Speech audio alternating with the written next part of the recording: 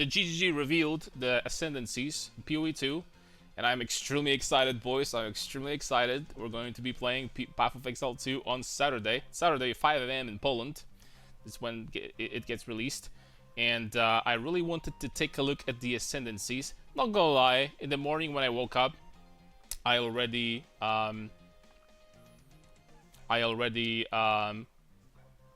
take a look at them, but I definitely want to make a video for you guys to enjoy. I want to go over. Perhaps there is something crazy here. Perhaps there is not. We're gonna find out. And before any of you guys will say, "Oh, Karn, you only play League of Legends. you have nothing about PoE."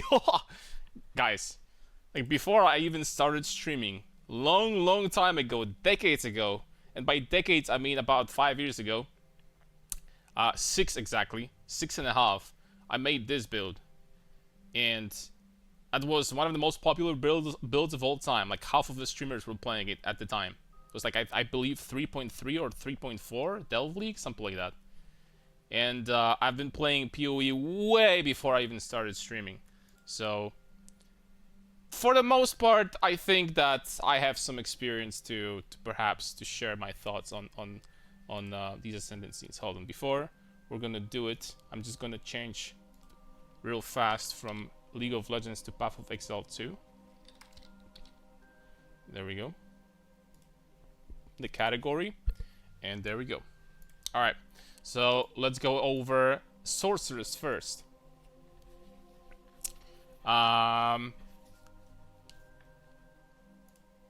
Sorceress and the Ascendancy is Storm Weaver.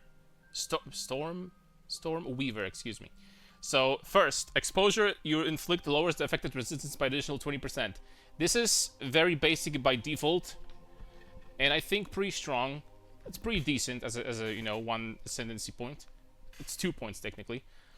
Why this is interesting, I'm gonna show you guys later when we get to Invoker. This could be extremely interesting, because this can spoil something about mechanics in the game, and I'm really curious if that's going to be the case or not. So for now, let's just say that this is pretty decent, and that's it. 20% additional, you know, power on exposure. It's totally fine. Then we have Tempest Caller.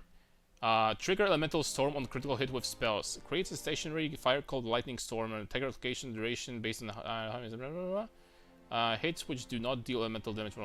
Okay, so this basically means that you hit someone with a critical spell and another spell triggers, which I do believe you can put supports into that as well. I do believe that the base cooldown is 5 seconds, and you can decrease it obviously with supports. And of course, then we have Rain Dancer, which, you know, increases the cooldown drastically. So I believe with this, the cooldown is going to go from 5 seconds to 2. So this could be interesting, but I don't know if it's like, this is like, depending on how much damage it does, this is like, you know, okay. We would need to see the numbers, to be honest. This could be very decent, especially with investment, because we do know that there is a lot of cooldown recovery on the tree. I don't know if there's a lot, but there is some. So this could be interesting, and you could potentially build around that. By the default, probably not the strongest, but we will see. We'll see the numbers. Heavy Snows. Targets can be affected by 2 of your chills at the same time. Your chills can reduce action speed by up to 35%. 20% of this magnitude chills you inflict. Okay, so basically if you want to go really cold, a lot of cold, much coldness, then this is going to be something for you. The reducing action is a defensive, you know, it's great defensively because it's basically like applying temp chains on enemies. You slow their action speed. So they attack slower, they cast slower, they move slower, it's easier to kite them. So this is not offensive, this is definitely for defense. And it honestly seems pretty strong, especially if you invest into some chill effect and so on. So this seems pretty decent. All damage from hits contributes to chill magnitude. Now this is even better because this means that you can go full chill without even doing a cold build. You don't need to be doing cold damage. Your hits will contribute to chill anyway. So If, for example, you want to go, for example, Archmage, and you want to be doing lightning damage, or Fireball, fire damage, or whatever, and you still want these defensive nodes, then, and you still want to apply chills, then you can do that. And this is really cool. Strike twice. Targets may be affected by 2 of your shocks at the same time, 50% less shock duration.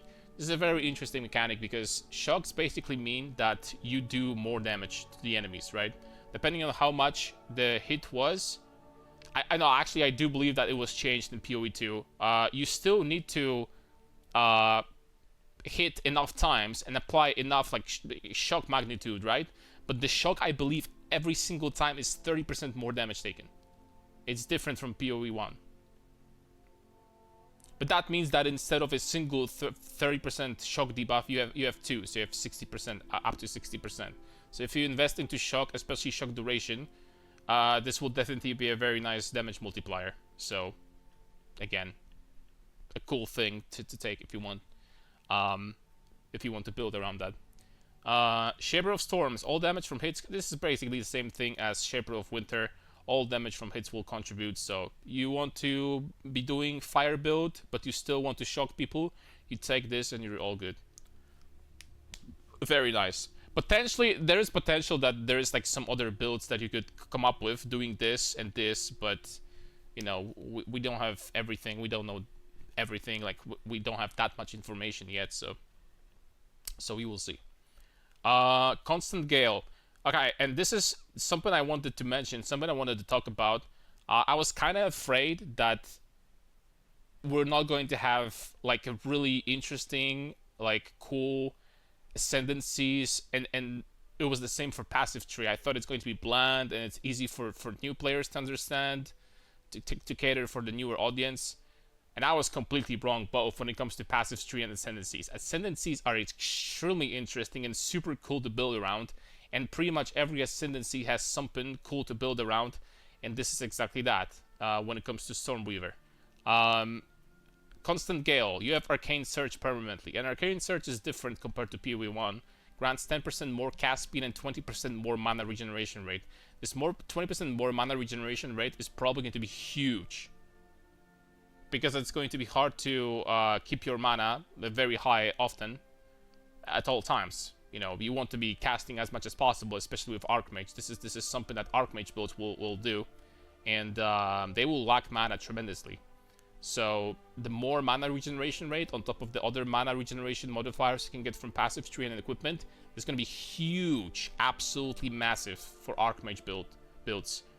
And then we have Force of Will, the thing that pretty much enables the build and makes it super, super powerful. This is insanely powerful. 1% increased effect of Arcane Surge on you per 15 maximum mana. That is insane. That is absolutely insane. That means that, for example, I don't know what numbers we're gonna get, but let's just say that fully decked out build will have about 7,500 mana. Let's just say so. That is 500% increased effect of Arcane Surge. So this becomes 60% more cast speed and 120% more mana regeneration rate permanently. You have it all the time.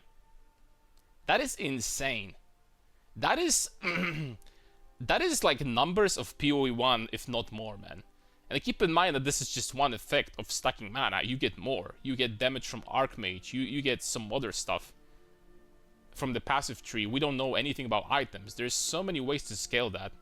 And you get 60% more cast speed. You know, like, we don't know how much mana we're gonna get, but like, you get so much out of this. This is insane. It's absolutely insane. It's crazy insane.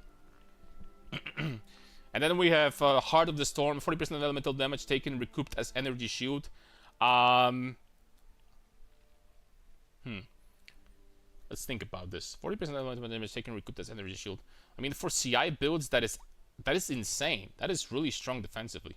You can have all 10 of these eventually, right? No, you can only have 8. And by 8, I mean like 4 of these big ones. Because you have 8 points in total. So like, let's just say 1, 2, 1, 2, 1, 2, 1, 2, right? So you can have four big notables. That's what you can have at max. So that is really strong, dude. 40% elemental damage recouped as energy shield. That basically means that you have 40% of elemental damage. If you're CI, you have 40% of elemental damage is recouped. That is crazy strong. That is really... Although in PoE 2, I do believe that recoup got changed from 4 seconds to 8 seconds. So it's not as strong. But that is still really good. That is really good. And you don't need to path towards it. You just 2 points and you get it. This is potentially very strong defensively. Dude. Especially if we can invest some more into recoup. That's even better.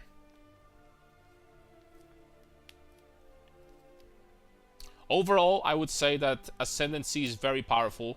There are generally speaking, like, you know, generic strong nodes, and on top of that, there are insanely strong nodes you can build around by stacking mana. So very strong Ascendancy, and possibly many people will play it. So that's long story short. Now let's go into the second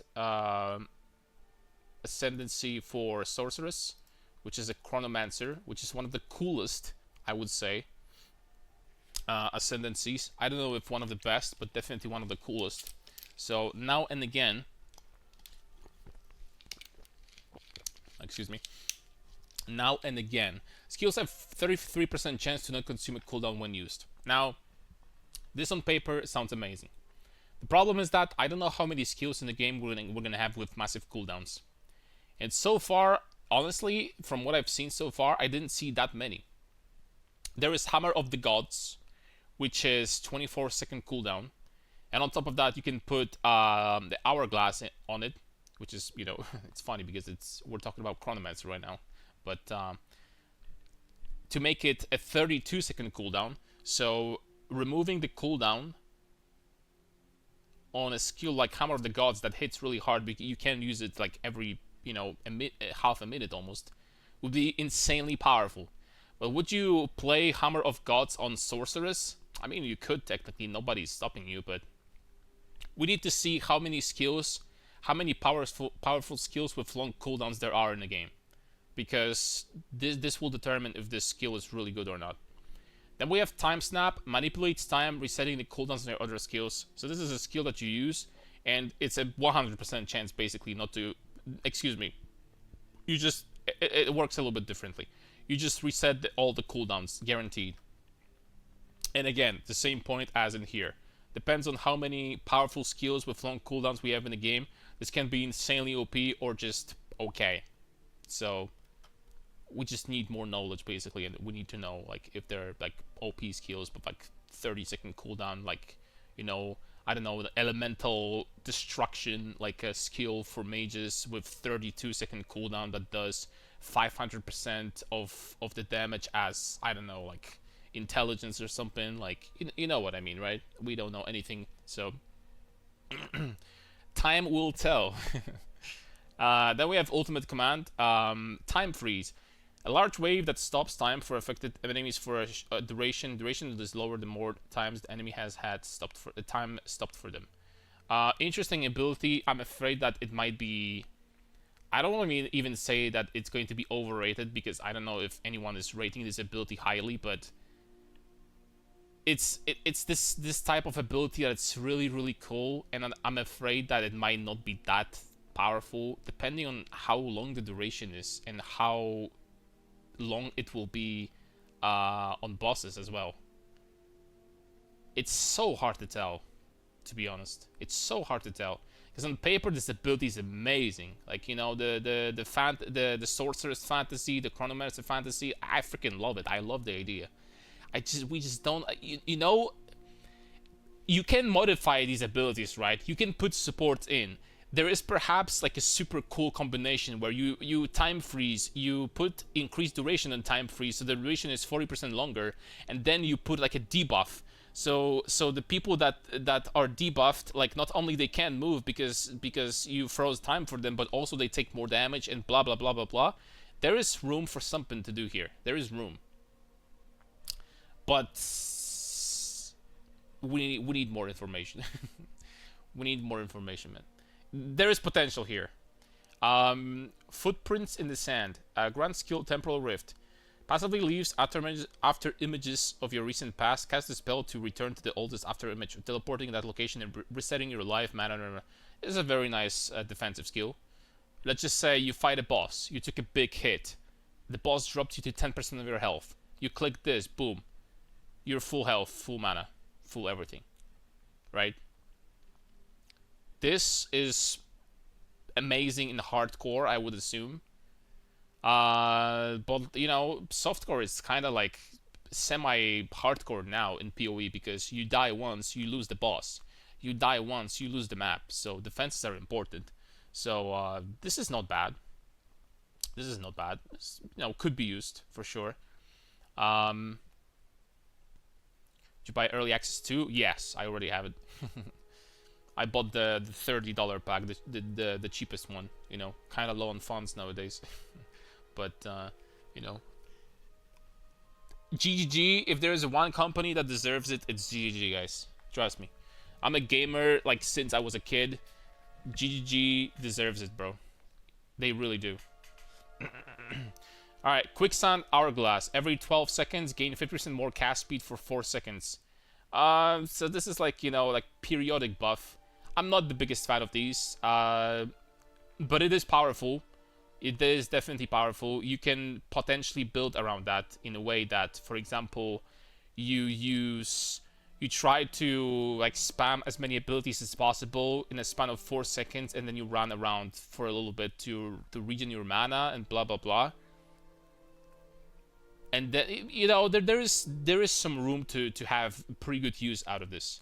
I'm not the biggest fan though. It's a periodic buff, like, you know, mechanically it's cool. It's not that practical though, but it is pretty cool. Enemies in your presence are slowed by 20%. So this is like enhanced Trickster. Enemies in your presence are basically like kinda, I don't want to say permanently chilled, but you know, they're just slowed, right? So it's easier for you to, it's a defensive node, it's easier for you to navigate near monsters. You know, pretty good. These skills are mostly defensive, for what I can tell. 30% of damage taken recouped as life. And recoup effects instead occur after 4 seconds. So there it is. So normally in PoE 2, recoup is 8 seconds. This basically makes it like the recoup from PoE 1, so 4 seconds. That is extremely powerful because I do believe that there is some things that you can do on passive skill tree to increase your damage taken recoup. To invest into this. So if you can get like to 60-70% with your gear combined, that is insanely powerful. That you get pretty much what was this item in PoE 1 that gave you like 100% recoup, like Rift Stasis or something like that? I don't remember its name, but you can like really, this is insane. If you have mitigation or big enough life pool, this can basically make you like immortal to small hits. You will never die to small hits at all. You will potentially only die to like freaking, you know, the massive amount of big hits from like, you know, I don't know, you got shotgunned by a boss or something. But this is you can build around that. This is insanely strong defensively potentially. But generally speaking, this is a very defensive, I would say, class. Not only because you can reset your cooldowns, and yeah, this class has potential. Like, first I looked at this in the morning, I said to myself, but now I can look at this. This is crazy. This is crazy if we have strong skills with long cooldowns. More than just Hammer of Gods. So there is room for this class to be very strong. But we need more information. But it's not like, I don't think it's weak, man. I don't think it's weak. There is room for her to be really strong. But yeah, generally speaking, Sorceress classes, I think, you know, I like Stormweaver a little bit more because you can build around mana. And, you know, scaling mechanics are usually in ARPGs are the strongest ones. From my experience, you know, in ARPG, like, if you're stacking something, whether it's mana, strength, dexterity, intelligence, armor, whatever else, the health, whatever you're stacking, these are probably the strongest builds because you get multiple stats, like, you know, at the same time instead of just one. So mana stacking here, very powerful build. You know, Chronomancer also has potential, but we'll have to see.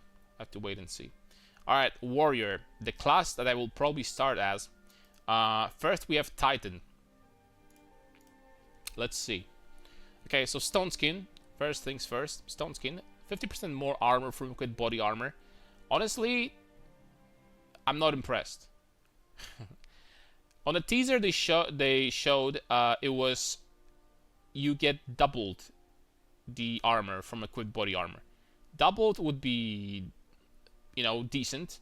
50% more armor from equipped body armor. I mean, let's just say that you can get, I don't know, 1500 armor on the armor chest, on you know, on your chest piece. That's going to be like 750 armor. Is that impressive? I don't know. It's only 2 points, right? It's one node. Boom, boom, and you get it. But I don't know. I mean, also depends on how strong armor is going to be, because this is potentially good. Potentially this is good. If there's going to be a lot of physical damage in this game, and you know, like even small enemies will hit pretty hard, and stacking armor is going to be strong, by default that means that this is strong. That's how it works. We don't know that, but you know, on paper it looks a little bit underwhelming, but you know, GGG, I almost said Riot. GGG reduced this passive by quite a bit, this Ascendancy node, so I mean, perhaps armor is very strong, who knows. Alright, 20% chance for slam skills you use yourself to cause aftershocks. Aftershocks are bursts of area damage that occur after the initial impact of the skill causing them. If not otherwise specified, aftershock will deal the same damage as the initial impact in the same area. Wait, what? The same damage as the initial impact in the same area after the time. That means that this is 20% more damage essentially for slams. This skill. That is very strong for 2 nodes, for 2 points. For, you know, for like one notable. This is very strong for one notable, man. And next we have what? Every second slam you use yourself is ancestrally boosted. An ancestrally boosted skill has 20% more damage and area of effect. I don't know. To me, this skill looks very strong, and this one looks kind of less powerful. Wait, hold on. No, but you can, at the same time, you can get the ancestral empowered, ancestrally boosted slam, and it will potentially aftershock, so this multiplies. Okay, like, together, combined, these are pretty powerful nodes for slams, honestly. If you take both, this is pretty powerful. And then, of course, other skills cause aftershocks too, so... This is pretty strong. This is pretty powerful. It's not like crazy. Like, you're not gonna scale that to like no end. Like, you know, the mana with the I forgot her name, the Stormweaver. But yeah, this is decent. Colossal capacity. Carry a chest with adds 20 inventory slots. Unpopular opinion here, guys.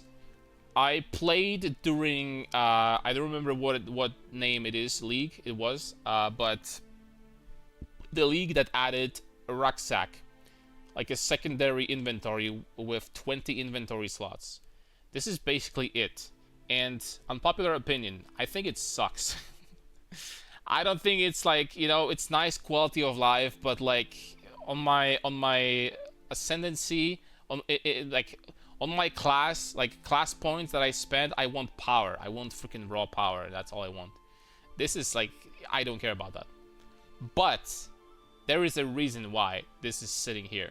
Because next node after that, you need to take colossal capacity in order to take this. Hulking form. 50% increased effect of small passive skills.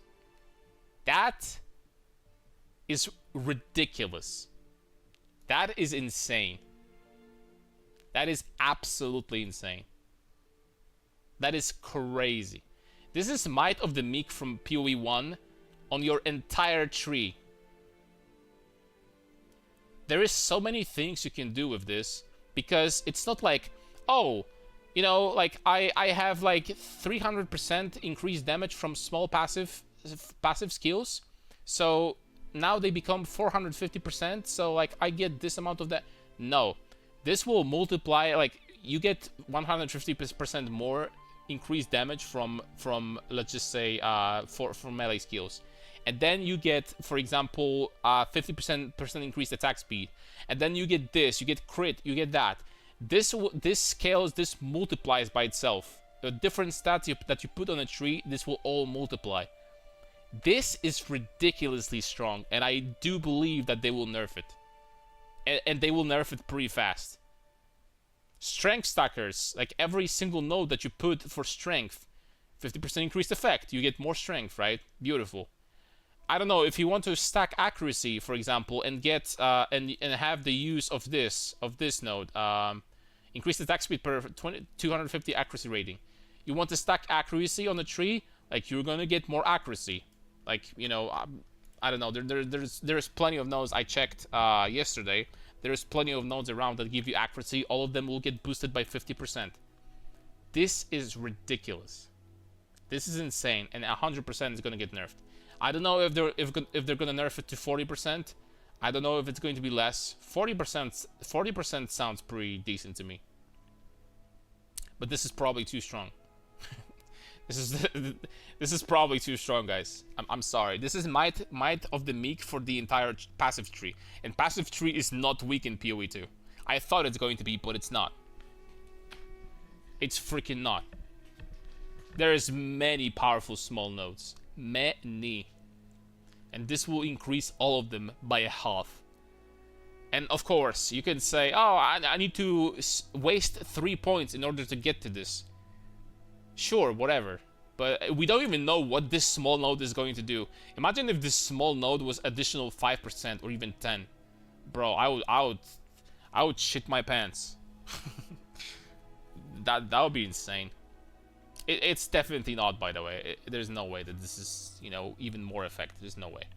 But yeah, I mean, this will probably get nerfed, man. That is crazy. That is crazy. And this is the reason why I'm probably starting as this class, by the way. This is crazy, man. This is insane. Alright, next up, crushing impacts. Your hits are crushing blows. So these two, 6 and 7, will be for stuns. Crushing blows cause a heavy stun on enemies that are primed for stun. So I'm assuming that just helps you stun people. And then you have 40% more damage against heavy stun enemies. So yeah, basically you're gonna apply stun more often. Especially good if you invest more into stun on the tree and potentially equipment. If you will stun enemies often, not only they can't do anything because they're stunned to you, so it's decent defensively, but also it's very good offensively because 40% more damage against heavy stun enemies. That is a big multiplier. And guess what? There's a mace node. I believe it's over here. Yeah, it's here. 20% more damage against heavy stun enemies with maces. That multiplies by each other. So basically, with each other. So basically, if you get this and if you get this, you do 68% more damage against heavy stun enemies. You do 2/3 more against stunned people. And this helps you stun people more often. And you invest on your tree into stun duration, like making enemies, like reducing their stun threshold or whatever. And boom, baby. This is powerful, by the way. This is powerful. If you want to purely build a only damage titan, then you could technically go 6, 7, 2, 3, and you'll be doing a shitload of damage. Although I don't recommend that because not taking hulking form is probably a mistake. That is probably a mistake, man. That is most likely a mistake. Unless you just try to path as quickly to notables as humanly possible. But even then, like, this node is just broken, man. This node is broken. This node is crazy, dude. Like, I played for years upon years with different type of stat stackers in PoE 1. Like, I'm telling you guys, this is broken. This will multiply so quickly in so many different ways. It doesn't matter what freaking build you're playing. This will multiply like crazy. This will just multiply so disgustingly hard. Like, you could even you could do any build with this node. Any build. You could do freaking summoner, a minion build with this. You just use that and go full tank, and then use 50% increased effective small passives to invest into to get every single node for minions on the tree. I don't know where they are, but you know, you get this here. Boom, minions have 6% increased attack and cast speed, 6%, and you can do everything with this node, man. It's too strong. Don't listen to this GGG, by the way. If you're listening, don't. Let us have some fun. Nerf it in 3 months, GGG. Not right now, please. Alright, and then we have Mysterious Lunage. 50% more maximum life. Before in teasers it was 20%. They decided that 20% is too much, so it's now 50%. I think this combination with this hulking form will make this class extremely tanky by default. 50% is nothing to sneeze at still. And combining this with this, and especially if you're doing like a strength stacker or something that will get a massive amount of life by default from strength. Dude, you can... A decent build would be probably to get hulking form, then more maximum life, and then more armor from a good body armor. And you're very tanky. But if you want more damage, you can go this way or this way. It's like the world is your oyster. Like, everything is going to work here. I love this Ascendancy, by the way. It's going to get nerfed, but I love it. Alright. Warbringer. Let's see the Warbringer next. Anvil's weight. Break armor equal to 10% of hit damage dealt. This could be very strong. This could be mediocre. We don't know how much damage reduction monsters get from armor. We don't even know if the formula is the same. We don't know anything. This, long story short, this will increase the damage you will do to anyone. Monsters, bosses, but how much exactly it's going to do, we have no idea. And then you can break enemy armor to below 0. Again,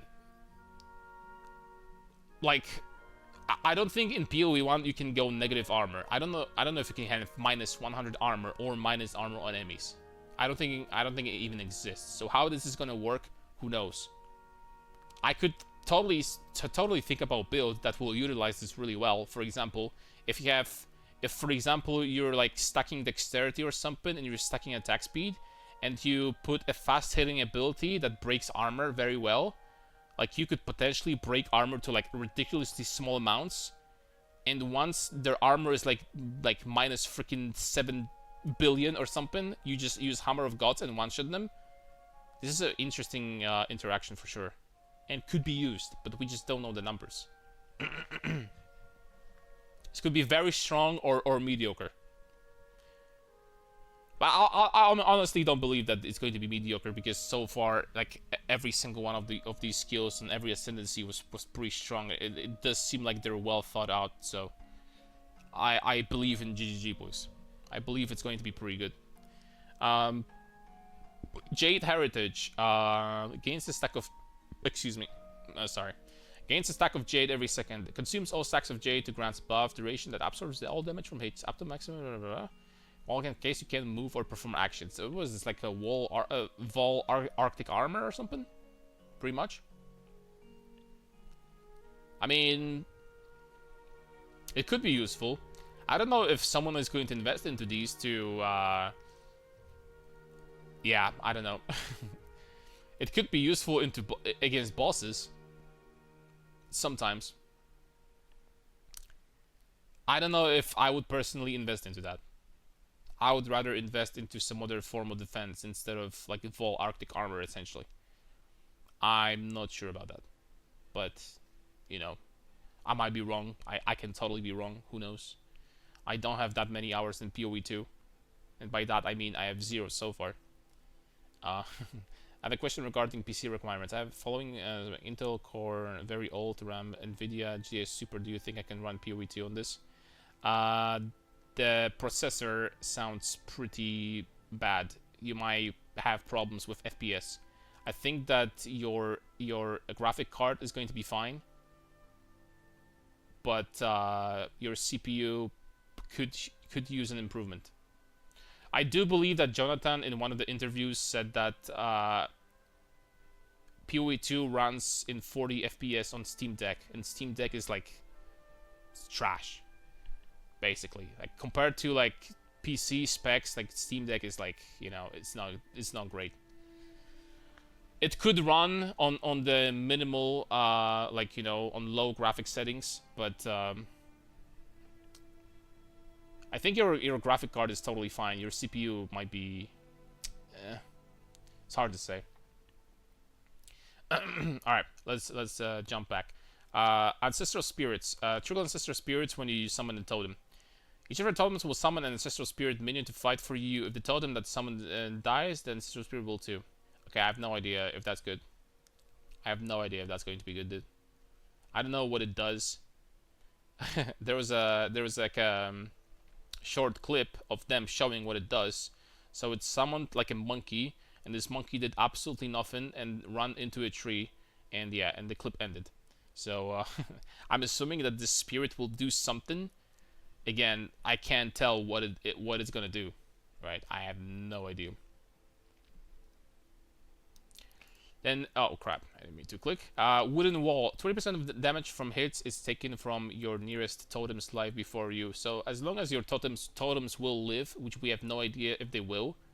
If your totems will live, that is a very powerful defensive node. If this is going to be good, then this is also going to be good. If this is going to be garbage, then nobody will take both of these ever. By the way, that's how it's gonna work. This by itself is a good node, but you have to take this first. And again, we don't know how useful this is gonna be. But by itself, this is basically 25% more tankiness. So good skill. Now we have 60%. Excuse me, number 6. Gain 40% chance to block from equipped shield instead of the shield's value. So this is basically like a gladiator's node from Path of Exile 1. It's just nerfed. What this means is that it doesn't matter if your shield has 25% chance to block, or 19% chance to block, or 27% chance to block. Your chance to block is 40%. Period. Which is nice.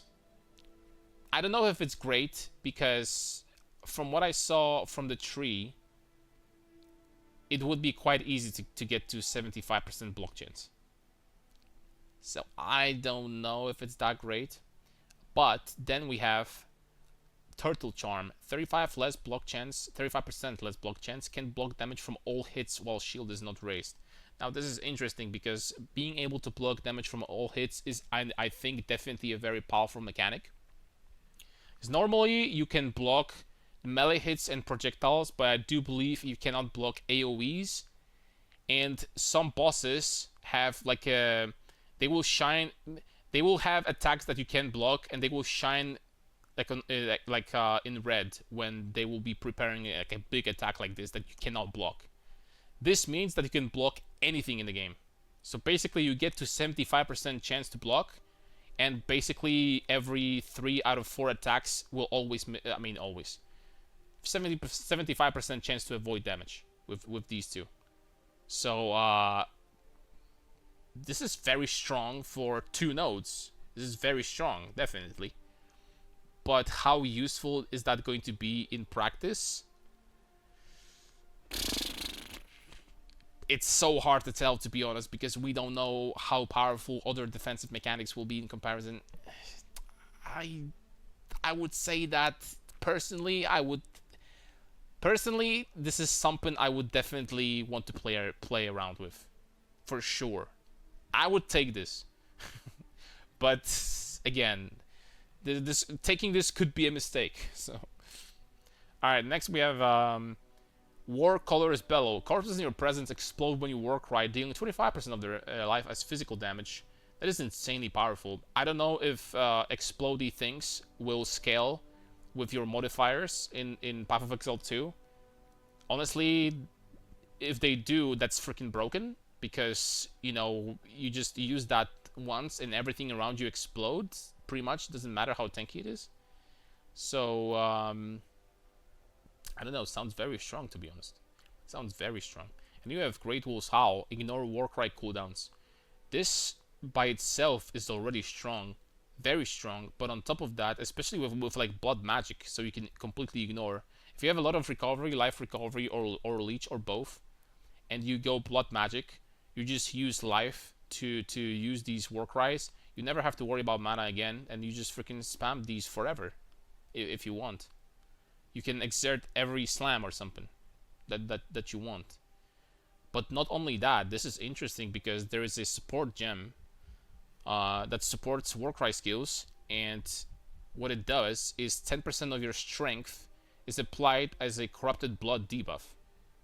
And this is potentially something that you can build around. Hard to say how strong it's going to be, but there is a build idea that, you know, you could go for. It could be good.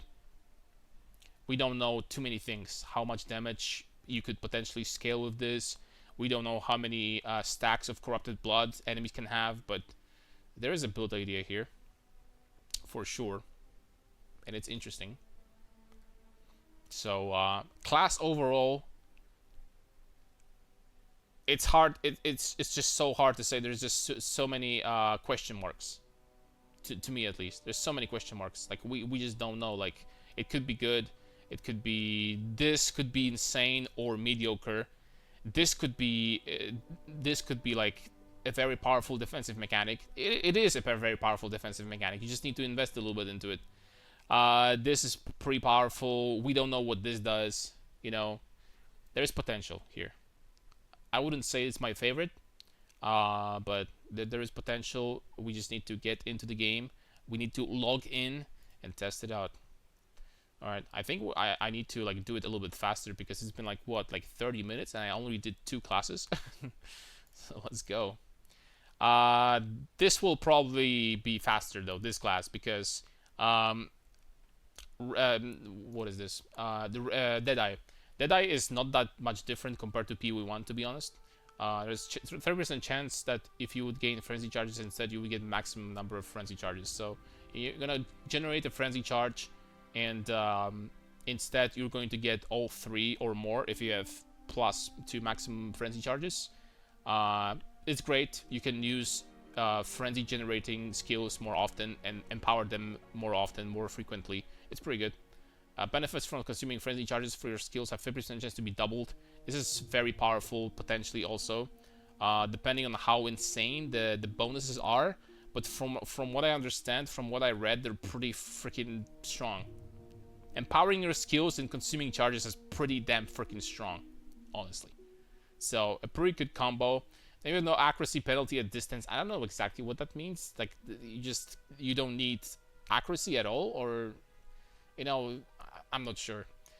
Point blank, projectiles deal 20% more damage with hits to targets in the first 3.5 meters of the movement. Scaling, no.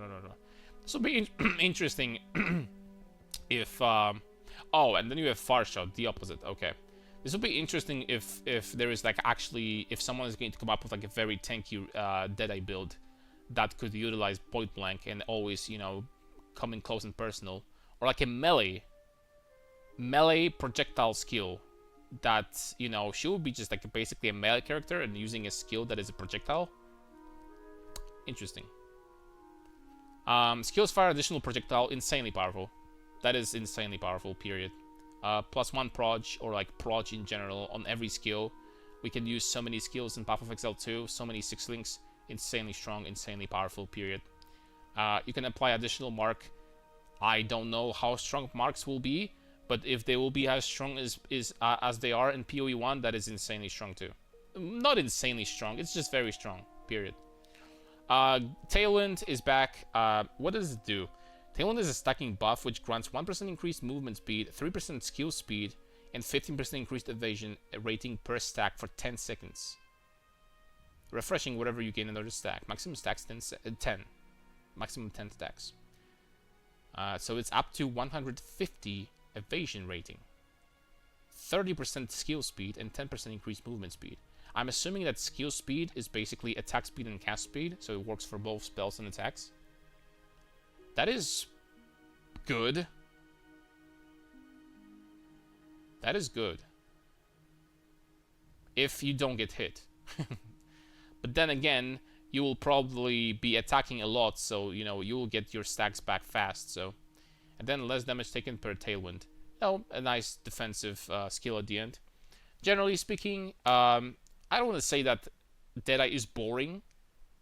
She's, you know, it's a generic, like, strong character for whoever wants to play with projectiles, bows, crossbows, whatever. She's pretty good. There's nothing like super interesting or something you can build around. Maybe except for this. This is actually interesting, but yeah. Deadeye is pretty good. Not too bad. Pathfinder. Alright. I'll be honest, this is the class that I played with probably the least in Path of Exile 1 throughout all these years. I don't think I played Pathfinder a single time, actually. So, let's see. More flask charges gained, 50% more. This could be good or mediocre, to be honest. I don't know what to think about that. You know, you only have 2 flasks, one for life and one for mana.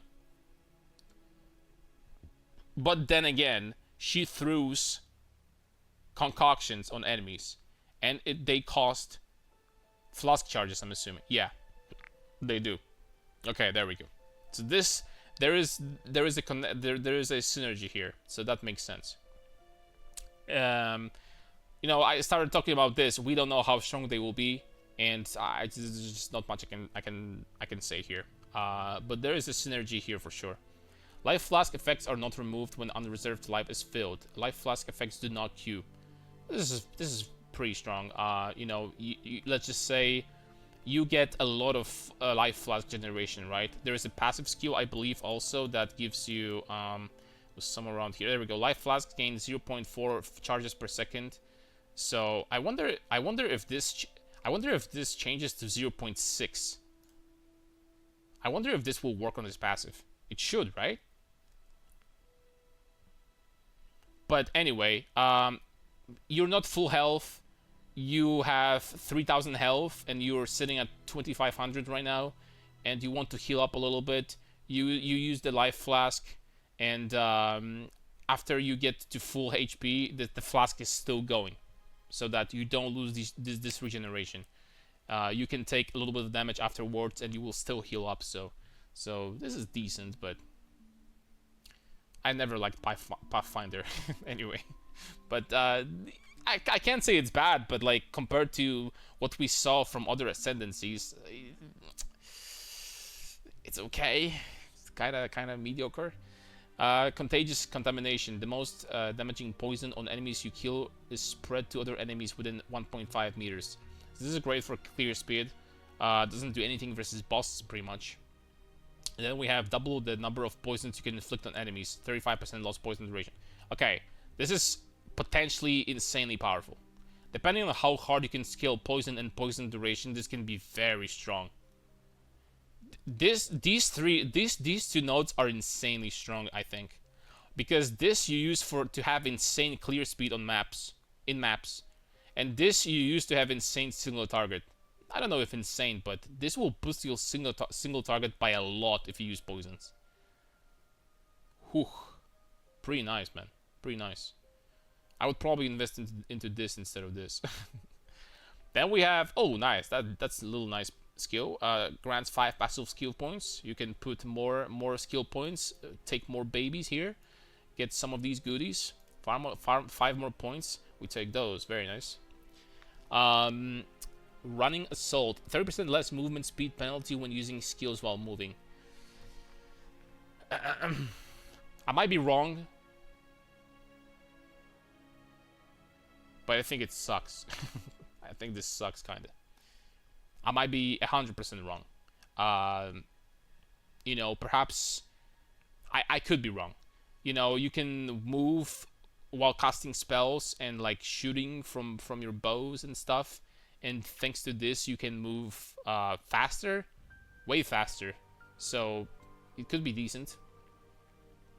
But you know, my playstyle was always sword and board, or like, you know, I was always a melee player. So you know, I want to be like you know, fair here. This could be decent for like, you know, ranged characters. And then your speed is unaffected by slows, depending on how pesky slows will be in PoE 2. This could be good. I honestly would say that this is probably pretty good, but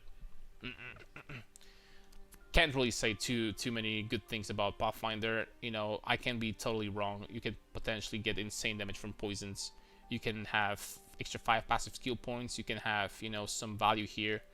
Could be decent ascendancy. Probably not as good as the previous ones in my opinion. Alright, now we have the Witch. How many more we have? 6 still. Okay, I need to hurry up because this will go forever. Sanguimancy. Grant skill life remnants. Skills gain a base life cost equal to base mana. Oh, by the way, this is the Witch, of course. This is not the Ranger anymore. Really a nice art, by the way. I have to say, they freaking nailed the art, man, on all of these.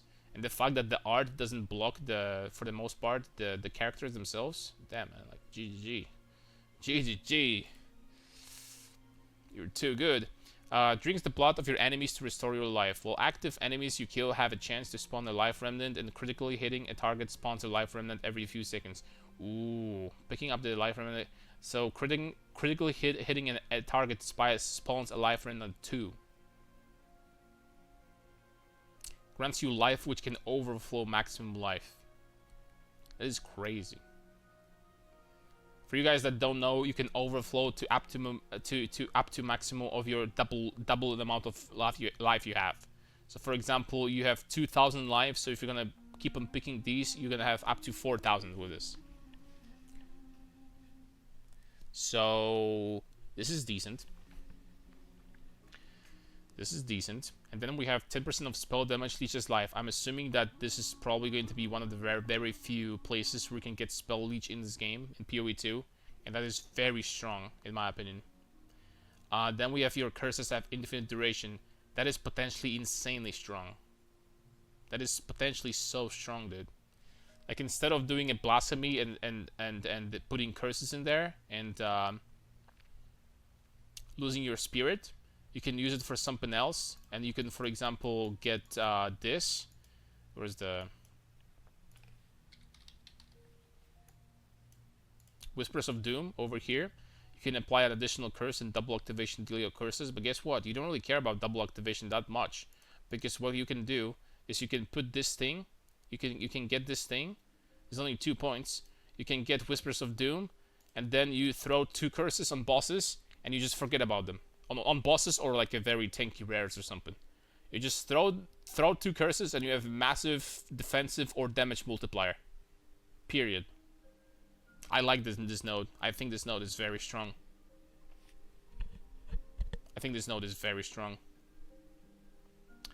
Blood Barbs.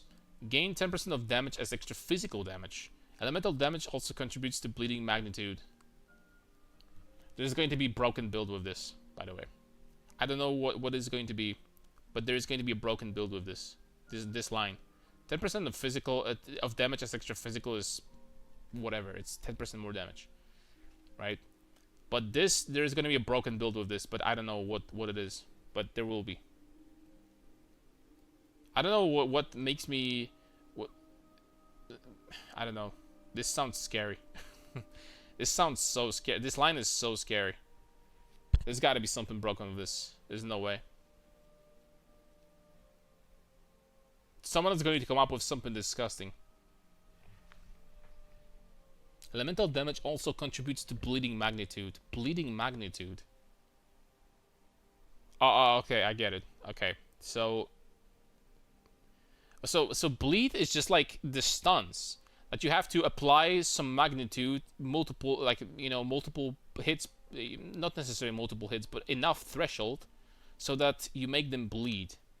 So you can make enemies bleed with elemental damage. Basically, what this reads, what this says. Wow.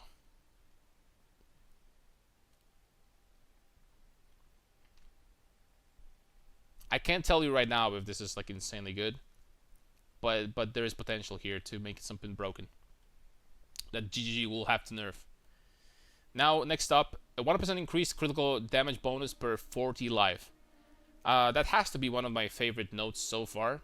I love things that scale off of something else. And this is insanely powerful.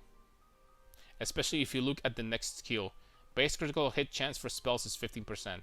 That would make you believe that it probably is going to be trivial to give your spells at least 50% chance to crit on average. Which means that at least 50% of your spells will benefit from this. And you're just stacking life. And you get not only life, which is, you know, very important, you know, defensively, but also you get massive increased critical strike damage bonus. And guess what? This will work with this. So if you pick up life remnants and you overflow your life, you get even more critical strike damage bonus. That is such a disgusting synergy here. Holy moly. That is so strong. That is so much damage, man. This will get nerfed, by the way. This will get nerfed. 100% critical strike damage bonus per 100 life, or something. This will get nerfed. Just like the hulking whatever hulking form. Hulking form is going to get nerfed, and this is going to get nerfed, guys. And then and there is a good chance that the freaking Archmage is gonna get nerfed too. What was this? Force of Will is getting nerfed too, by the way, because I said so. And then we have 25% of life loss from hits is prevented, then that much life is lost over 4 seconds instead. They gave her Progenesis? This is one of the strongest characters in the game, I think. This is one of the strongest ascendancies. She gets Progenesis for free? Permanently? What do you mean?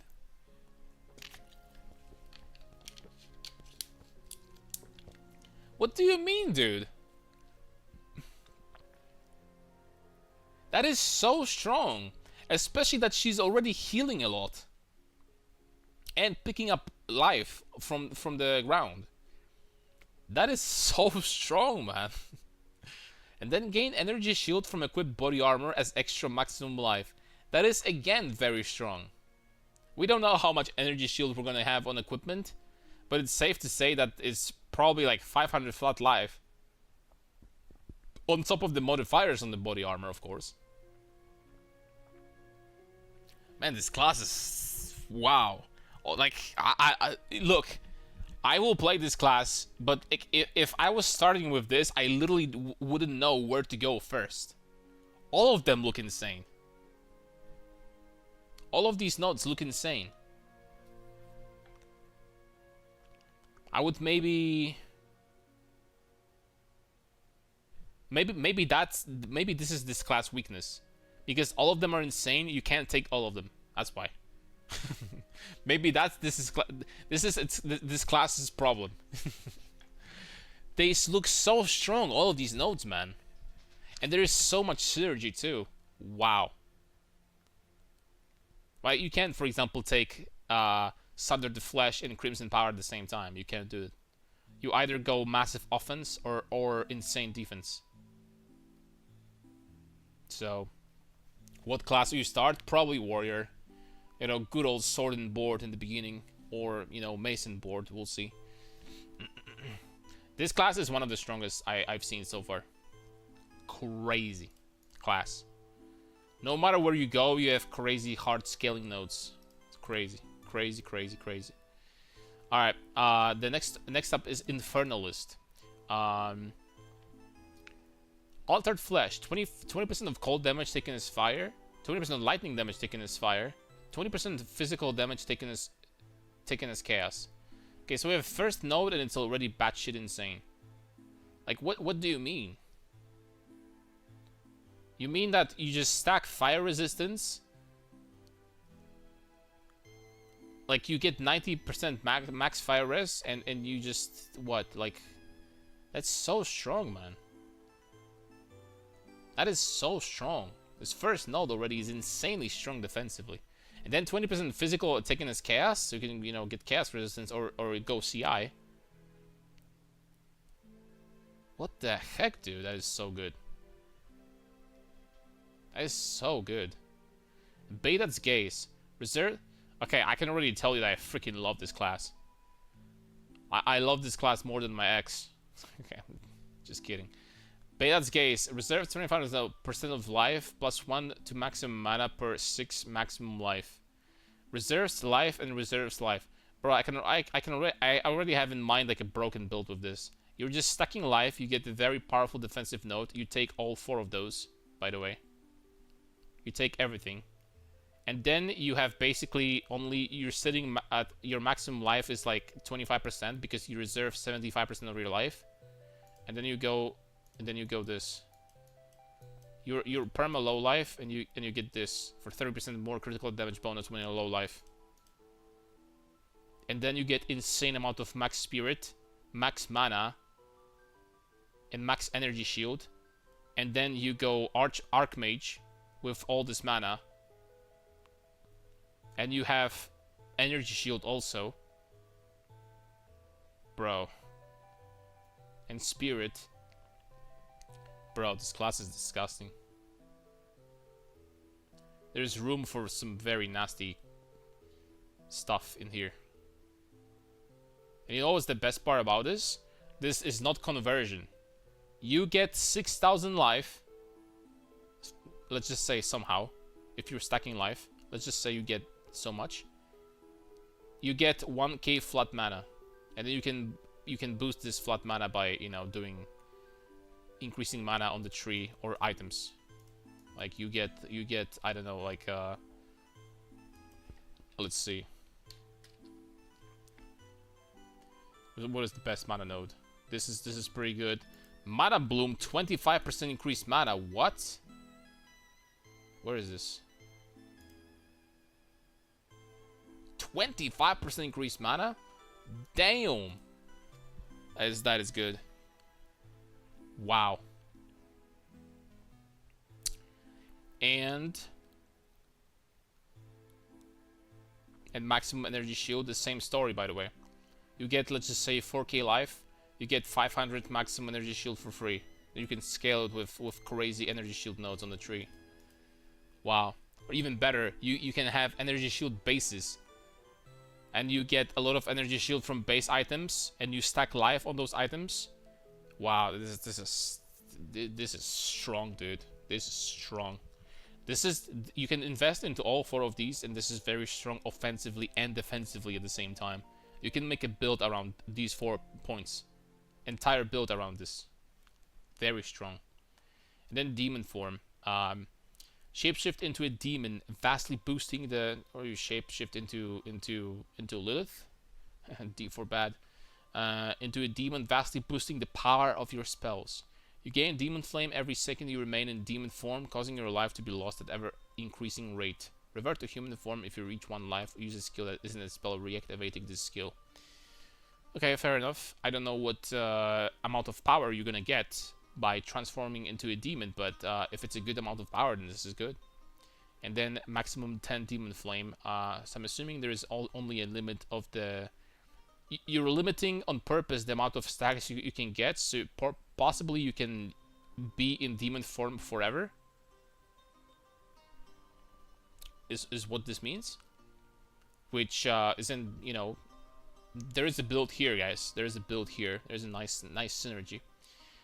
Chromatic Pact. Maximum mana is replaced with maximum Infernal Flame. Gain Infernal Flame instead of spending mana. Take maximum life energy shield as fire damage when... Okay. I don't know exact numbers. I'm not gonna talk about this because I don't know exact numbers. I'm assuming that this is going to be probably decent if you can mitigate the fire damage you're taking. Which you probably can. Because all you have to do is to stack fire resistance and you're gonna be fine, right? Bringer of Flame. While not on low Infernal Flame, all damage from you and allies in your presence contributes to ignite chance and magnitude. I guess this is similar to what we had here with the, what do you call it? The Stormweaver. The only exception is that there's a condition. You can't be low on Infernal Flame. So, oh, it's okay.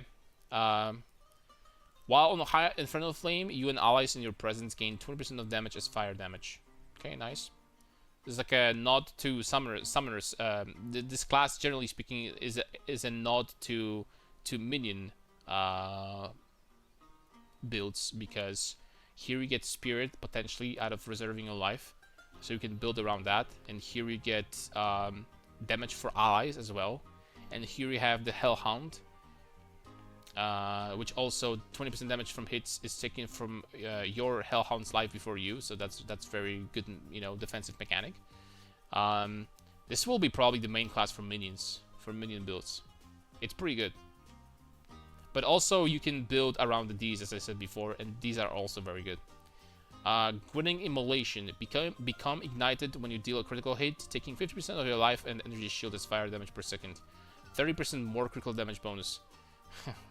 I wish you could get this with all 4 of these and go this after that.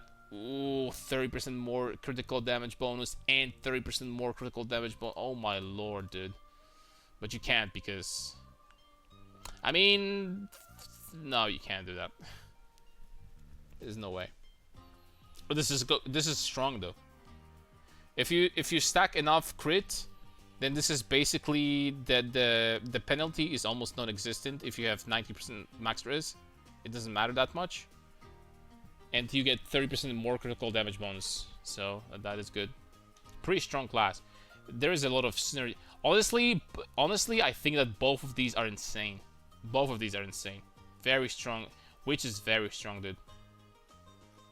I would say that the Ranger is possibly the most bland so far. Warrior is strong, especially this bastard.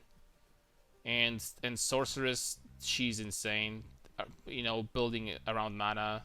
I mean, we're gonna do this summary later. I mean, I don't know why I'm doing this right now. Okay, 4 more. Witch Hunter. Witch Hunter, honestly, is kind of bland. From what I've seen, this is the class that was spoiled the most during the teasers and stuff like that. And we have Weapon Master. 20 passive skill points become weapon skill set skill points. So basically, you can use a crossbow and then like a secondary weapon, and then you can put your passive points into different places on the secondary weapon. You know, for clever, smart builds, which is not going to be me for sure. This is good, but for me, it's useless because I'm not clever, so I'm not gonna utilize that. Culling Strike, basic stuff. Culling Strike is changed compared to PoE1. Kills normal enemies if their life is at 30% or below. Magic enemies if below 20. Rares at 10 and uniques at 5. These thresholds are checked before the damage of the hit. Oh! Okay, Culling Strike got cooled, man. Culling Strike got cooled. This was always after, now it's before.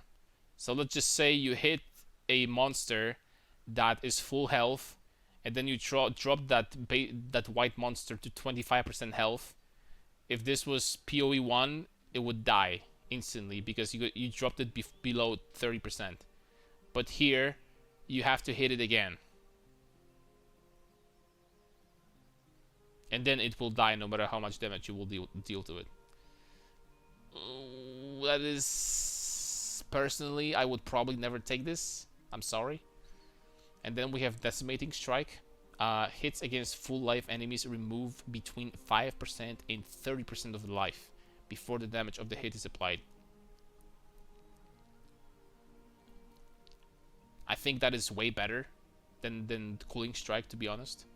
That is way better. You can deal up to 30%. It doesn't say that you can do that against bosses. So I'm assuming it works into bosses and rares too. Into everything. So you can remove up to 30% of your life with a single hit On average, this is going to be 17.5% on average. Okay, this node is freaking... This is a massive damage multiplier, this node. Like about 20% more damage to this node. This is kind of meh. This is bad. Cooling Strike bad, Decimating Strike good, I would say. Then we have enemies have maximum concentration equal to 40% of their maximum life. Break enemy concentration on hit equal to 100% damage dealt. Enemies regain 10% concentration every second if they haven't lost concentration in the past 5 seconds. Which bane? Where is this? Here. What is this? Enemies have less cooldown recovery rate the lower their concentration. Oh, scaling down to 50% less cooldown recovery rate when concentration is 0. 50% less. You're probably gonna... There's gonna be probably like a game-breaking, not game-breaking, but boss-breaking bugs with this. We're gonna drop their cooldown recovery rate so low that they will never use skills. There's probably gonna be something wrong with this. I mean, that's okay. And then deal up to 30% more damage to enemies based on their missing concentration. Okay, so I see a theme here. So you take one node that is very mediocre to then get a good node, and the same with this. You take node that is to get a node that is good. Okay, fair enough. Then we have some defense. Sorcery reward, 50% less armor and evasion rating, but you get passively manifest a protective barrier which takes elemental damage from hits for you until depleted. The barrier instantly recharges to its full value after a short time. It stops taking damage or it's fully depleted. I'm assuming you can put support skills in this, which means that it's good. Most likely it's good. Especially if you have a build that doesn't utilize armor and evasion in any way, and you build your defense in a different way. You find other ways to get defense and damage reductions. This could be powerful. This could be pretty good. Then we have Zealous Inquisition. 10% chance for enemies you kill to explode, dealing 100%, excuse me, of their maximum life as physical damage. 100%. Chances doubled against undead and demons. Yeah, I'm really curious. This is the same as before. I'm really curious if you can get additional. Excuse me, if explosions scale with your damage. So, for example, you do 25. You explode enemies, dealing 25% of their maximum life as damage, as physical damage, and then you have 400% physical damage. Will it make it 100%, or will it not be affected at all with this? It's hard to say. But it's, you know, it's good for clear speed. I don't think that the clear speed is going to be a big issue, but I might be wrong. And then increased effect of Sorcery Ward. Sorcery Ward recovers 50% faster. So again, if you want to invest into elemental damage mitigation, then you'll be taking these 2 points, and you'll be sitting nice and pretty. All right, decent class, but there's nothing that, you know, would make me go wow. Then we have a gem like Legionnaire. 10% of quality of all skills. I can't say if it's good. It probably is though. This is probably good. I know that there is some skills. I only know a few. For example, Archmage, but I know there are a few skills that are very powerful with the more quality they get. Being able to go from 20% quality to 30% quality on all your skills can be extremely powerful depending on what skill you use. On Archmage, that is a big damage boost. But there is 100 something other skills that I don't know if it's going to be good on or not. And we have +1 level to all skills. Again, I'm not sure how much of a power boost this will be, but it's probably going to be decent. It's like incredibly hard to say if it's going to be like 10% power boost, 20% power boost, 25% power boost overall. It's hard to say. It will most likely work on its all skills, so it's probably going to work on like spirit reservation skills too. We don't know how hard these will scale with skill levels, so this could be interesting. Advanced thaumaturgy, 30% less cost of skills. Skill gems have 30% more attribute requirements. 30% more attribute requirements.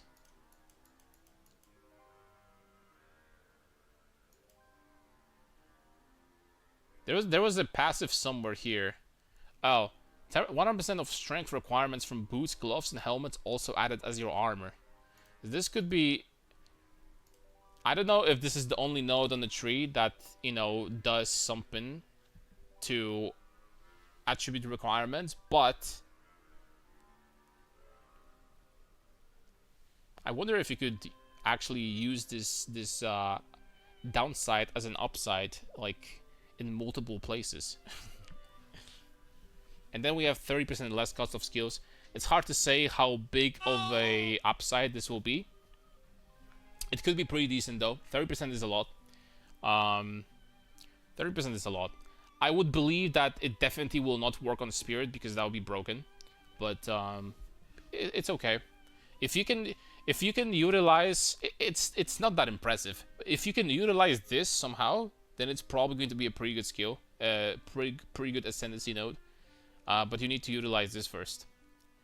All right, 3 additional skill slots. I might be having a unpopular opinion here. I think this sucks. I think we have enough skills in PoE 2, unless you maybe play a minion build. Maybe minion builds will need more. I don't know if anyone else will need more than 9. I believe you have 9 slots, so I think it sucks. I'm sorry. For majority of build archetypes, I think this sucks. So this first thing I said that sucks. You can use 2 copies of the same support gem in different skills. That is insanely good at this. On the other hand, you can have 2 different skills, and you're going to put full like imagine. Let's just say that you're doing a melee archetype with Gemling Legionnaire, and you put all your damage skills in your main skill, and then you put all your damage skills again in Hammer of Gods. This could be potentially, but this is just one use. This could be potentially a massive damage multiplier against bosses. Absolute massive. And you know, the uses obviously don't end here. There's more. You can use like more duration twice. You can use increased area twice. You can use anything twice. This is good. This is very good. This is very good, by the way.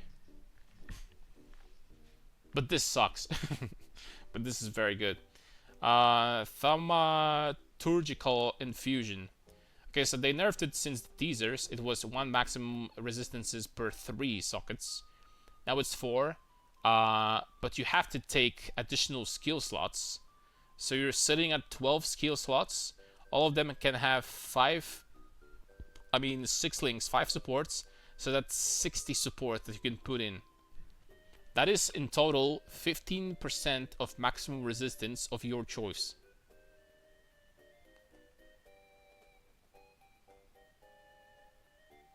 I mean, that's good. What can I say?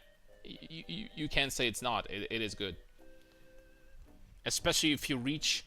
Like, with this, it's probably not going to be that hard to reach 85 or close to maybe even 90 resistance. And every resistance, the more you get, the more effective they become. So, this is very strong defensive node. Very strong. I can't say it's not. These 2 are amazing. This sucks. These are amazing, though. And then we have attribute requirements of gems can be satisfied by your highest attribute. I mean, if you have a build that doesn't run attributes, I mean, that's okay. That's okay. Sure, you don't need to worry about attribute requirements that much. Cool. Inherent bonuses from intelligence, strength, and dexterity are doubled. What the hell? That's insane.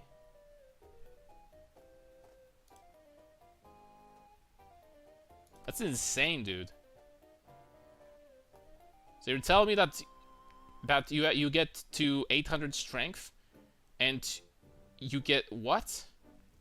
And you get like, it acts as you have 1600 strength, but only inherent bonuses though. So for example, like if you get this, you still only get 800 accuracy. You don't get 1600. But that's insane though, no? Like, what? Imagine if you can make a build that actually utilizes all 3 attributes. I mean, there's some nodes that get all attributes. Maybe there's some jewels. But I'm gonna keep that in mind. This guy. This is disgustingly, potentially abusable. This can be abused so hard. Oh my lord. Especially that with these nodes are really good too. 10 quality plus 1 to all skill gems or something like that. And this. Oh my lord, dude. That is crazy, man. I love that node, man. Bro, like, imagine if you stacked 1000 strength, right? So you get 2000 flat life from 1k strength. So now you get 4000 instead. What the hell, man? And you probably get melee damage too from strength as well. Wow. I love this class. I love this class way more than this guy. This Gemling Legion, I mean class, Ascendancy. This guy is so straight. You can build almost any. This guy works for almost any build archetype. Not almost, for any build archetype. Anyone could possibly start with this guy and they will be fine, most likely. Just because of these skills. Wow. Wow, that's crazy. Really interesting. And at the end we have a monk. Invoker. We're gonna get to an interesting one. Gain 1 spirit for every 6 energy shield on equipped body armor. Gain 1 spirit for every 15 evasion rating on equipped body armor. Cannot gain spirit from equipment. The downside... excuse me. The downside, in my opinion, is not really that important. You most likely will not get spirit from equipment anyway. And you get a massive amount of spirit from your body armor as long as you go evasion ES base. And that's great. I don't know how much, I don't know, whatever spirit you're gonna get from that will mean. But this looks very nice. I love this node. I love it, and it's probably strong. If you can build around it. Protect me from harm. Evasion rating also grants physical damage reduction, 40% less evasion rating. Say what? Evasion rating also grants physical damage reduction.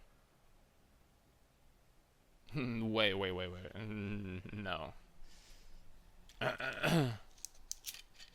No, it doesn't.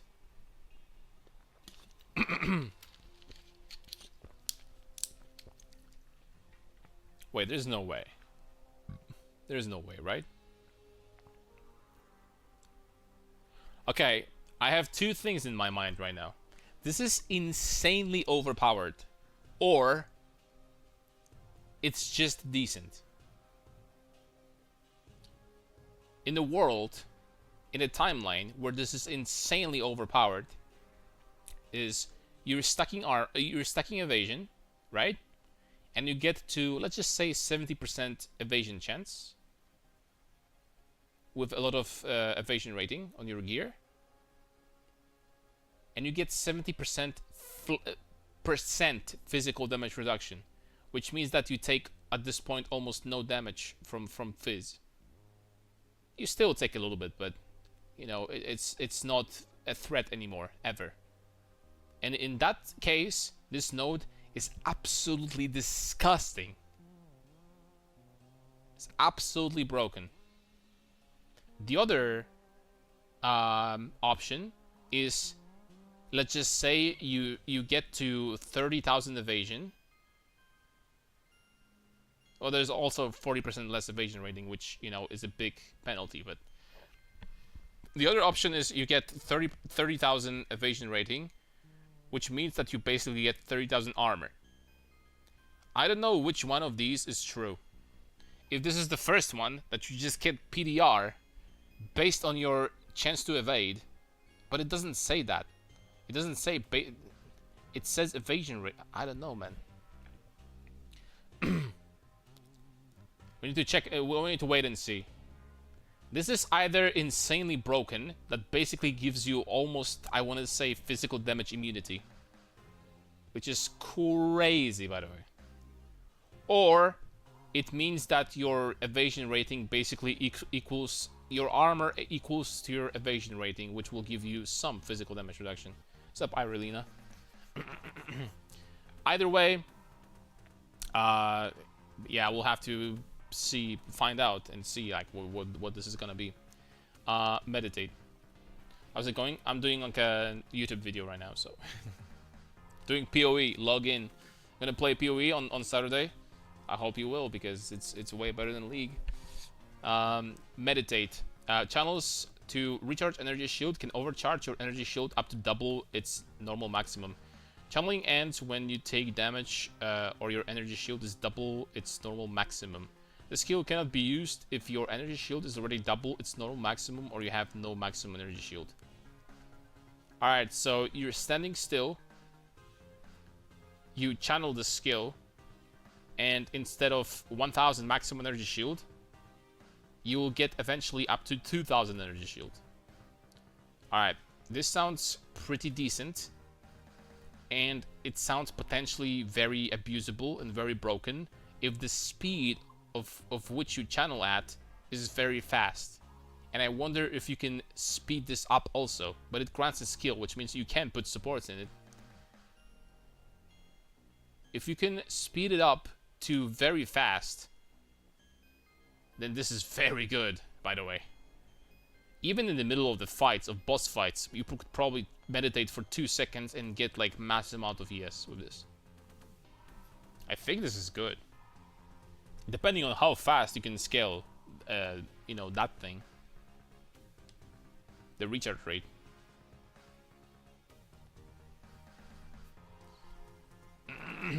And then we have I am the Blizzard. Gain 10% of damage as extra cold damage on freezing enemies. Create chilled ground. Okay, fair enough. You freeze someone and everyone around is chilled, and you get 10% more damage basically. It's okay. And then the same thing with shock almost. You create shock ground. Fair enough. And then you pick one of these, and then you get into this, which will grant you Unbound Avatar. Gain Unbound Fury by inflicting elemental alignments with hits on enemies. Once you reach maximum Unbound Fury, consume it to become unbound for a duration, vastly augmenting your elemental prowess. Okay, so the more ailments you're gonna inflict, the faster you're gonna get like a big buff. Yeah, we'll need to see the numbers. I can't say much about that right now. We'll need to see the numbers and see for ourselves if it's a big boost. This character, generally speaking, from what I can tell, like you probably want to apply ailments on this monk, on the invoker, which I mean you don't have to, of course, but yeah, this is interesting. If this is strong, and these are strong for sure. This is damage and CC, so defense. This is damage and even more damage. And this is like, you know, power. This is more damage again. So like, you know, I think they're probably gonna be pretty decent. They're probably not gonna be bad. Then we have meta skills gain 35% more energy. Depending on how strong the meta skills will be, that can be very powerful. Especially with the fact that you can invest more into this type of stuff on the tree. There was something about, oh, there we go. Chance for trigger skills to refund half of the energy spent. If you invest more into these, we don't know what these small skills do, and this. And there's probably something more. If you invest into these, this can be very powerful, by the way. This can be very powerful. I can see, like, you know, a strong meta skill. Like, I don't know, you put cast on shock, for example. You shock a lot, and then you get this more energy scaling in this. And then you put freaking, I don't know, firestorm. Or like ball lightning with increased AoE. so that you proc this very often, and on top of that it has increased AoE and something else, so that it hits multiple times. Something like this can be very strong. This can be very, very strong, by the way, and very fun to play with to begin. This class overall sounds insanely fun to play. I'm definitely going to make a monk, you know, at one point. I definitely will. Next. Sunder my enemies. Where is this? Okay, here. This is new, like, branch. Critical hits ignore non-negative enemy monster elemental resistances. Now, this is what I was talking about at the beginning, when we were talking about Stormweaver. When we were talking about Stormweaver, I talked about this. Exposure inflict lowers the effective resistance by additional 20%. You know, from what I've heard so far, you cannot go below 0% in Path of Exile 2. If that's the case, why the hell does it say that critical hits ignore non-negative enemy monster elemental resistances? Why would they need to specify non-negative when there is no negative in PoE 2? Huh?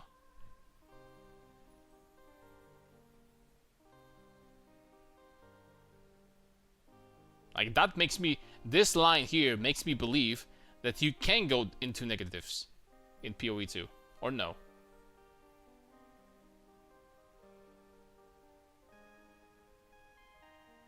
Why would they even specify that? If there are no negatives, they would just say critical hits ignore enemy monster elemental resistances. Right? It's that simple. I don't know. Am I tripping, or did we just find something about mechanics in the game? But then again, if you can go into negatives, why would they make these nodes on the passive tree so freaking powerful? Maybe they will nerf, like, this is kind of outdated. Maybe they will nerf them all. Like penetration. I mean, look at this. 50% enemy elemental resistance penetrated. 50% fire, 50% cold, 50% lightning. 80% lightning. So like, there's such massive value. Small passive 6%. There's no way that they give you so much like damage, like such a big damage multiplier on these small nodes. There's no way. Why does it say non-negative? Am I stupid? I could be. Okay, and the last one. Scatter them to the winds. Grant skill elemental expression. Triggers elemental expression of melee's critical skill. Creates a fury explosion, an arcing bolt of lightning, or an icy wave of projectiles. The chance for an explosion is proportional to your strength. Ooh! For a bolt oh, okay, never mind. I thought that I thought that there is something interesting to scale this with, but never mind. You just... There's a bigger chance to choose from the element. I get it. And this is one of the reasons why this class is going to be so insanely fun to play around. Melee critical hit. I wonder what the cooldown is. But this is so much fun. Like, you basically get Wild Strike for PoE 1 when you crit. This is like cast on crit, but for melee, and you get Wild Strike. This is so much fun. And Wild Strike is a fun skill too. This is great for... The skill is going to be great for clear speed and also decent on bosses, because it's just going to be more damage. I love this skill so much, man. I love this class overall. Such a good class, man. Really good class. Everything here makes sense. Everything synergizes. You get more spirit here. You get more energy to put more cast on crit. Most global cooldown is like 33 milliseconds just due to server ticks. But there might be some internal cooldowns that they put just on purpose to make the skills, some of the skills balanced, right? It doesn't have to be... it's totally possible that this will be 33 milliseconds. I believe that, but yeah. I'm going to wait until I see that there's basically no cooldown on this, and then yeah. Wow, I love this class. This class is great. And then the last one. It did say that getting to 100% crit will be really hard now since we have conditional crit. Yeah, but you can still probably, like, I saw some bases that had 15% or something chance to crit, so you can still probably pretty easily get to like 50%. You should be able to, right? And 50% is already like a lot. Alright. Chapula, Acolyte of Chapula. Alright, let's see. Mana Leech is instant. Ravenous Doubts. By itself, it looks like ass, but by itself, let's keep reading. You cannot recharge energy shield. Mana Leech effects also recover energy shield. Okay, that makes sense now. That's disgusting. You have instant. You have Ghost Reaver basically. You have Ghost Reaver, but it scales off of your mana.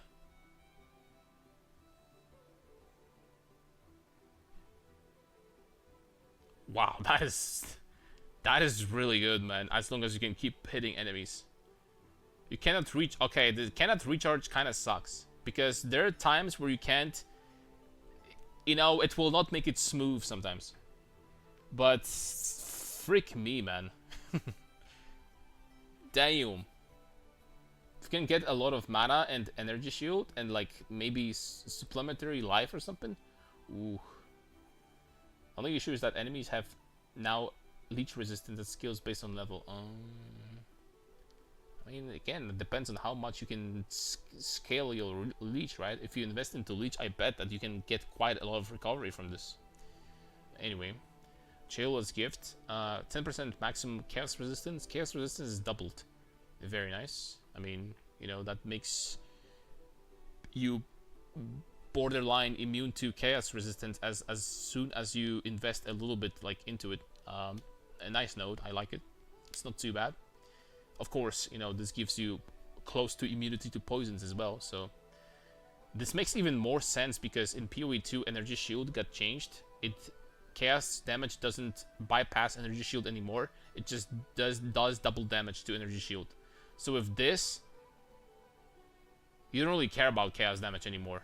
And your energy shield also doesn't care about chaos damage anymore. That is really... This is really good combo. I love this combo. Potentially. Reality Bending. Bleed and Poison go 3 ES. Yeah, but Bleed cannot go 3 ES if the hit goes on ES. Because it doesn't go on your life. Therefore, you can apply a Bleed effect. I don't know about the poison, but...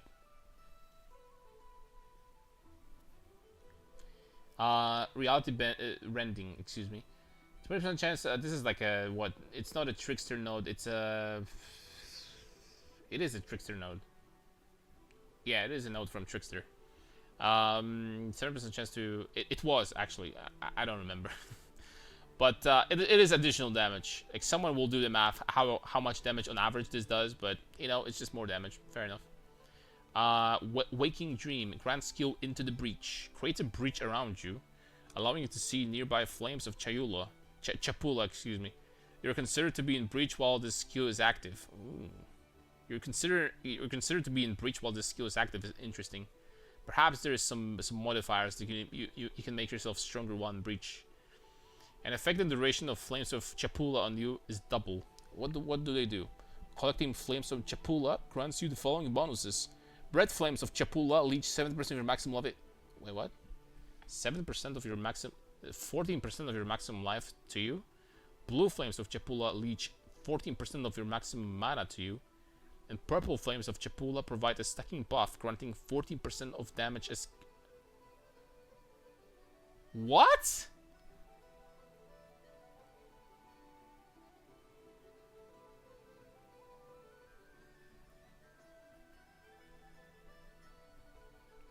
%14 per flame? With this? What do you freaking mean? Okay, here's my immediate response to this. My big prediction is that these red and blue flames will be way more common. And this one will be more rare. Purple stacks 10 times up to 70% chaos for 5 seconds. Yeah, but read this. The effect and duration are double. So it's 140% for 10 seconds with this node.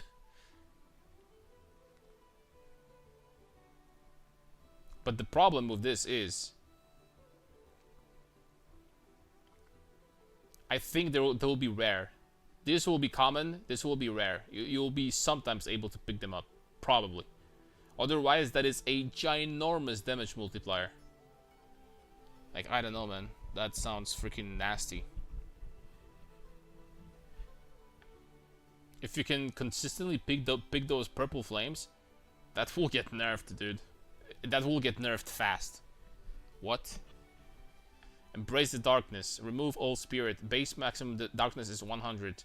For each life energy shield lost to damage, reserve 1 darkness instead. Possible darkness reservation lasts for 10 seconds. Plus 5 maximum darkness per level. So you lose all your spirit. Instead you get darkness. 600 of it.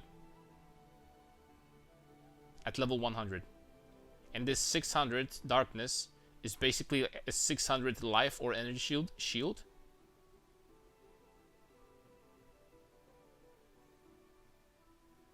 That is one of the worst nodes I've ever seen.